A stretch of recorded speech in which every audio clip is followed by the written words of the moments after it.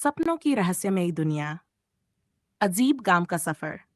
रवि एक आम नौजवान था जिसकी जिंदगी भाग दौड़ से भरी हुई थी।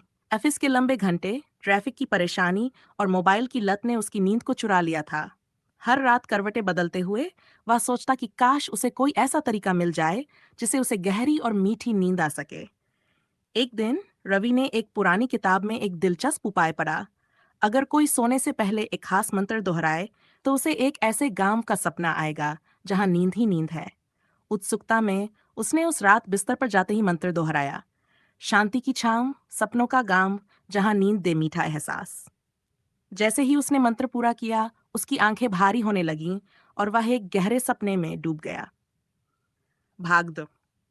रवि ने खुद को एक खूबसूरत गांव में पाया। वहां हल्की हल्की ठंडी हवा बह रही थी, हर तरफ हरियाली थी और पंछी मधुर आवाज में गा रहे थे।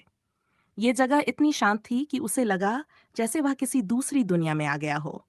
गांव के लोग बहुत खुशहाल और शांत दिख रहे थे। अजीब बात यह थी कि हर कोई बहुत आरामदायक तरीके से चल रहा था, कोई जल्दबाजी में नहीं था। जैसे ही रवि ने गांव में कदम रखा, एक बुजुर्ग व्यक्ति मुस्कुराते हुए उसके पास आए। स्वागत है रवि, उन्होंने कोमल आवाज में कहा। आपको मेरा नाम कैसे पता?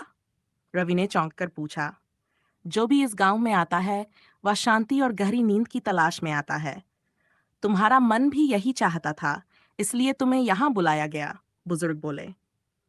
रवि ने हैरानी से पूछा, तो क्या यहां आने से मुझे अच्छी नींद मिल सकती है? बुजुर्ग ने मुस्कुराते हुए सिर हिलाया, लेकिन पहले तुम्हें हमारी परंपराओं को समझना होगा। यहाँ के लोग कैसे इतनी गहरी नींद सोते हैं, ये जानने के लिए तुम्हें हमारे साथ एक रात बितानी होगी। भाग 3। नींद का रहस्य। रवि गांव में घूमने लगा। उसने देखा कि वहां कोई भी मोबाइल या टीवी नहीं दिख रहा था। कोई शोर शराबा नहीं था। लोग पेड़ों के नीचे बैठकर कहानियां सुनते, आपस में बातें करते और सूरज ढलते ही सोने की तैयारी में लग जाते। रात होते ही रवि को भी एक सुंदर सी झोपड़ी में आराम करने के लिए कहा गया। वहां का बिस्तर बहुत मुलायम था, हल्की रोशनी थी और सुगंधित धूप जल रही थी। गांव के एक बुजुर्ग महिला ने उसे एक गुनगुना पेय दिया और कहा, इसे पी लो, ये तुम्हें गहरी नींद में ले जाएगा। रवि ने वह पेय पिया जो हल्के मीठे स्वाद का था।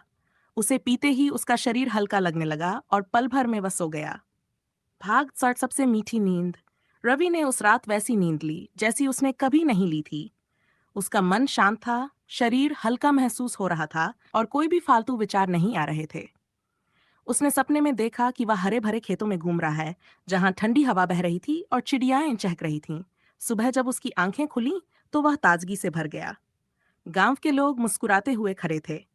बुजुर्ग व्यक्ति ने कहा, देखा, गहरी नींद का रहस्य।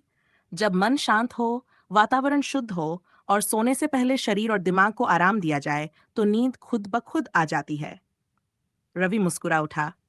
वह जान चुका था कि असली नींद सिर्फ दवाइयों से नहीं, बल्कि सही माहौल और शांति से आती है।